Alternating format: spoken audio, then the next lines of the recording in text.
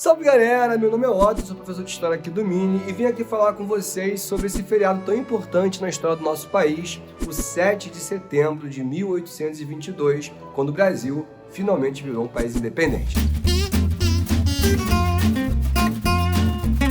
Galera, antes de 1822, é importante a gente voltar um pouquinho, lá para 1808, quando a corte portuguesa, liderada pela família real dos Braganças, que tinha como Dom João o príncipe regente, fogem de Portugal, deixam Portugal na mão dos ingleses e vêm para cá, para o Brasil, descendo em Salvador e começando um período chamado período joanino. Acontece o seguinte, pessoal, Dom João vai ficar aqui de 1808 até 1820 e ele, nesse momento, ele fez vários tratados com a Inglaterra, abriu os portos das nações amigas, o que na prática acabou com o pacto colonial, e em 1815, quando Napoleão finalmente foi derrotado, ele vai elevar o Brasil à condição de Reino Unido, a Portugal e Algarves. Mas ele não voltou para Portugal, porque ele tinha plena concepção que se ele voltasse naquele momento, o Brasil faria sua independência precocemente. 5 anos depois da derrota de Napoleão, ele continuava ausente de Portugal e foi nesse momento que acontece a grande Revolução Liberal do Porto. Os portugueses expulsaram os ingleses e exigiram a volta imediata de seu rei. Dom João então olha para o seu filho e diz: Pedrinho, eu volto, mas tu ficas. Se o Brasil for independente, que seja por tuas mãos que há de me respeitar. Aquilo foi quase uma carta verde para que Dom Pedro entendesse que depois daquele momento as pressões seriam enormes para a independência. Dom João vai embora, leva todo o ouro do Banco do Brasil, Carlota Joaquina faz um desaforo no porto, batendo tamanco e dizendo: dessa terra não levo nem o pó, e Dom Pedro I ficou aqui com a missão de ou conduzir a independência ou tentar evitá-la. Bom, chegando em Portugal, Dom João vai assinar uma nova Constituição e imediatamente, sob pressão do parlamento, vai enviar ao Brasil o chamado Decreto das Cortes de Lisboa, que na prática representava um processo de recolonização. Ele revogava os tratados de 1810, ele obrigava a junção do exército brasileiro com o exército português, afinal, se não há um exército brasileiro, não há um país Brasil.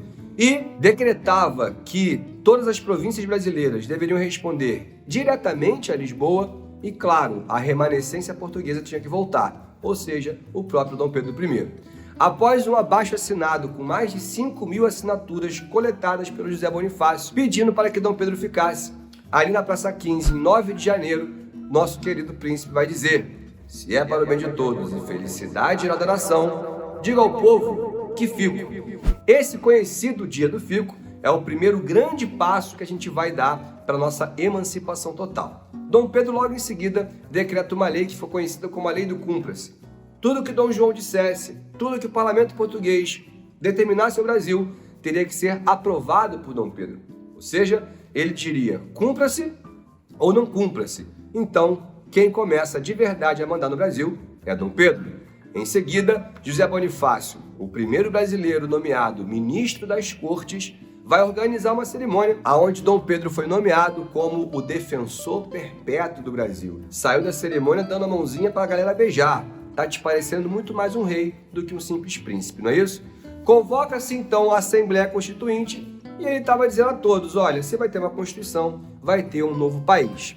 Eis então que chega em setembro mais um decreto de seu pai Dom João, sendo muito curto, claro e preciso. Todas as medidas que Dom Pedro tomou estavam anuladas, reivindicava o retorno imediato do príncipe e, caso as exigências portuguesas não fossem cumpridas, poderia haver guerra. Qual o grande problema? Dom Pedro não estava no Rio de Janeiro, ele estava em Santos com a Marquesa, sua amante mais importante e mais conhecida, até porque estava justamente no momento tão crítico da nossa emancipação.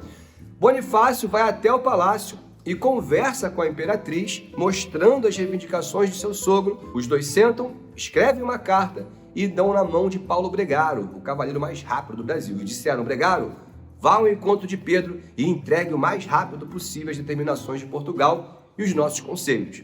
Assim, Paulo Bregaro cavalgou em direção a Santos e, nas margens do rio Ipiranga, acabou encontrando a comitiva de Dom Pedro, que voltava da casa da amante.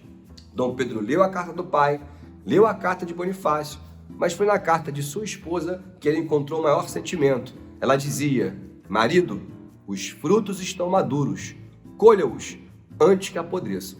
E dessa maneira, Dom Pedro olha para os homens ao seu redor e diz: homens, às armas! todos levantaram as espadas e ele gritou: independência ou morte, todos, independência ou morte, viva o Brasil!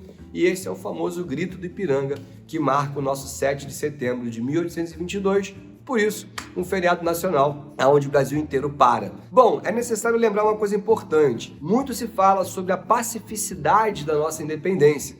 E a coisa não foi bem assim. Lá no Pará, o Cônego Batista Campos vai lutar por muito tempo. Você vai ter uma grande luta pela independência entre portugueses e brasileiros, mas talvez a luta mais famosa tenha acontecido em Salvador, onde nós temos ali um enfrentamento que vai durar meses, e não à toa, lá em Salvador, nós temos 2 datas para a independência. E é bom sempre lembrar que ali a nossa brava guerreira Maria Quitéria vai ser a primeira mulher a se alistar no Exército Brasileiro e a lutar por nossa liberdade. Espero que eu tenha ajudado. Valeu, pessoal, e até a próxima.